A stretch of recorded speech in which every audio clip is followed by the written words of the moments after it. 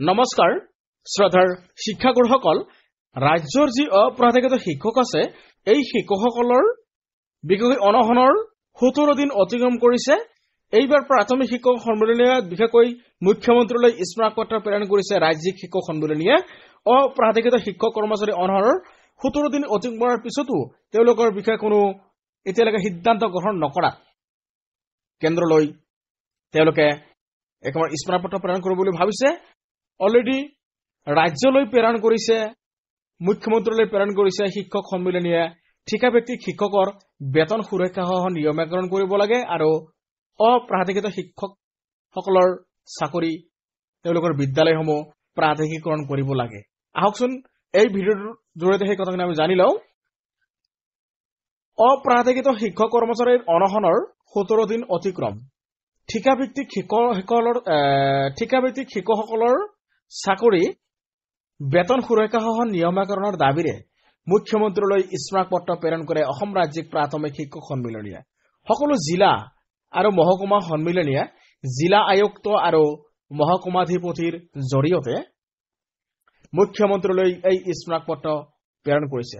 ঠিকাভিত্তিক শিক্ষকসকলৰ ভৱিষ্যত সুৰক্ষিত কৰিবলৈ আহ্বান জনায়। সন্মিলনীৰ অন্তৰ্গত 51খন মহকুমাৰ সমিতিয়ে এই কাৰ্যসূচী ৰূপায়ণ কৰে।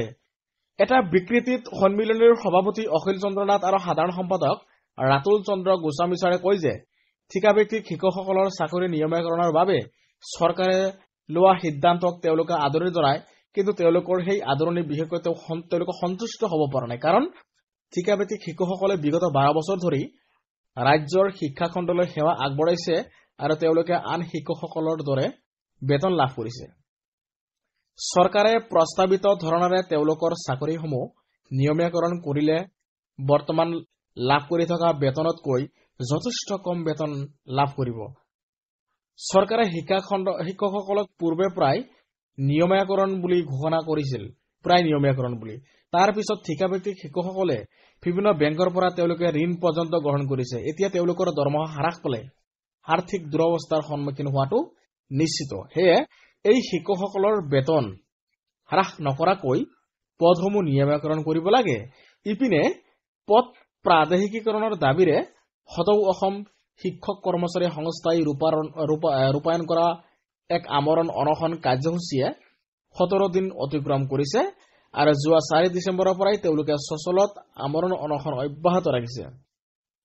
17/2018 চনৰ পদ প্ৰাদেশিকীকৰণ আইন সংশোধন কৰি নিয়মীকৰণৰ আওতাৰ বাহিৰত থকা শিক্ষক কৰ্মচাৰীসকলৰ পদ প্ৰাদেশিকীকৰণ কৰিবলৈ চৰকাৰক দাবী জনাইছে। তেওঁলোকৰ দাবীসমূহ পূৰণ নোহোৱালৈকে অনশন অব্যাহত ৰখাৰ হুংকাৰ দিছে যদিও আজি পৰ্যন্ত চৰকাৰৰ ফালৰ পৰা কোনো ধৰণৰ সঁহাৰি লাভ কৰিবলৈ সক্ষম হোৱা নাই। সংস্থাৰ সভাপতি হৰমোহন বৰাই সদৰি কৰা অনুসৰি মুখ্যমন্ত্ৰীৰ প্ৰত্যক্ষ হস্তক্ষেপৰ লগতে অনশনস্থলীলৈ আহি নিয়মীকৰণৰ প্ৰতিশ্ৰুতি নিদিয়া পৰ্যন্ত তেওঁলোকৰ সংগ্ৰাম অব্যাহত থাকিব।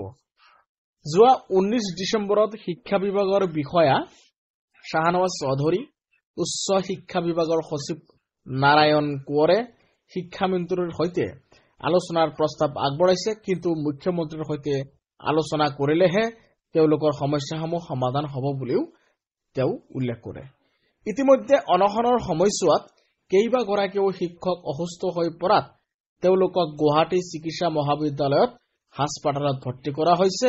এই শিক্ষকসকলে এক অনিৰ্দিষ্ট কাললৈ তেওঁলোকে এনেকৈ আমৰণ অনশন চলাই গৈ থাকিব বুলি তেওঁলোকে হুংকাৰ দিছে।